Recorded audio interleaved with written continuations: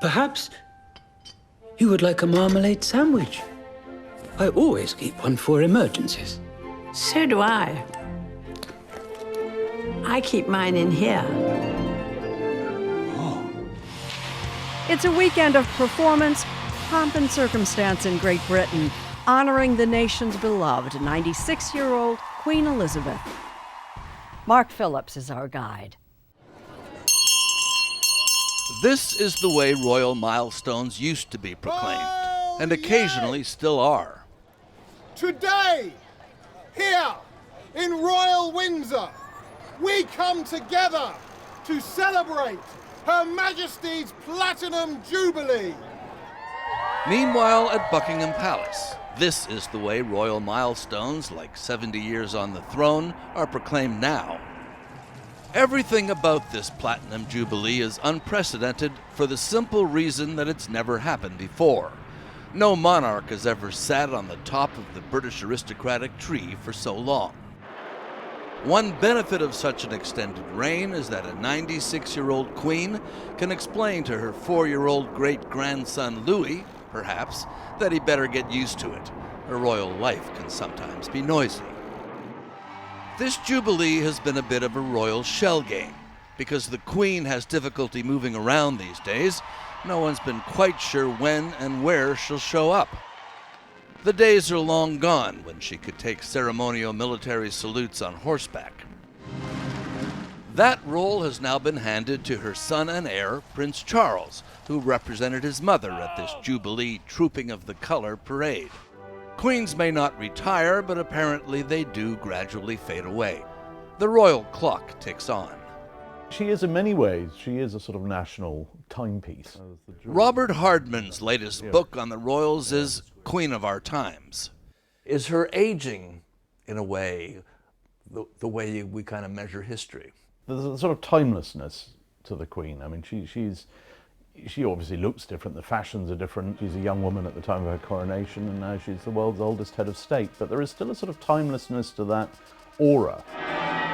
The Queen, claiming she had been in some discomfort on the first day of the Jubilee on Thursday, stayed away from the big service at St. Paul's Cathedral on Friday, her absence making this Jubilee even more poignant. Again, Charles was there on her behalf with the future Queen Camilla, and William, the next in line, with Kate.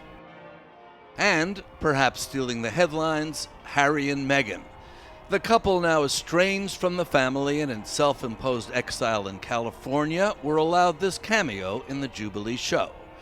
Their leaving of royal life, clouded in accusations of racism against Meghan at the palace, had been brutal and cold. Their brief return showed no evidence of any warming.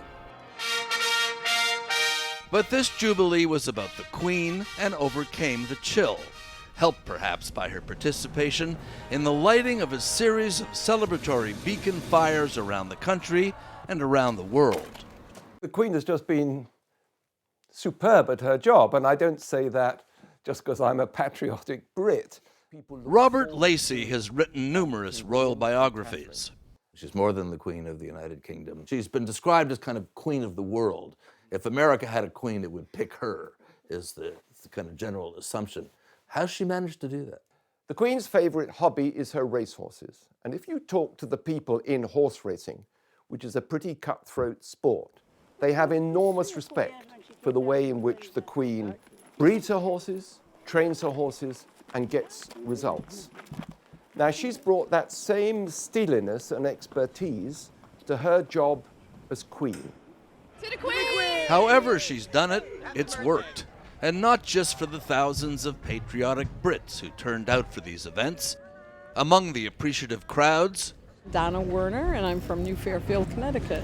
Now, coming from the U.S., a country that went to some special effort to get rid of this monarchy, what's brought you back to it? We don't have anything like this in the States. I mean, look at the pomp and the circumstance. I mean, you know, nobody does anything up like this. But this Jubilee was also an excuse for a party, thousands of them, and just in time. We've all been locked away for 2 years to dance and to sing and to eat together. It's really important. It's perfect timing, actually. There are different ways of looking at this Jubilee. It's a hearkening back to an imagined romantic age of princes and princesses. It's an exercise in nostalgia with prancing horses and marching rows in toy soldier uniforms. It's an affectionate tribute to a hereditary monarch who has hung around, done her job, and somehow embodied the national spirit. It's all of those things.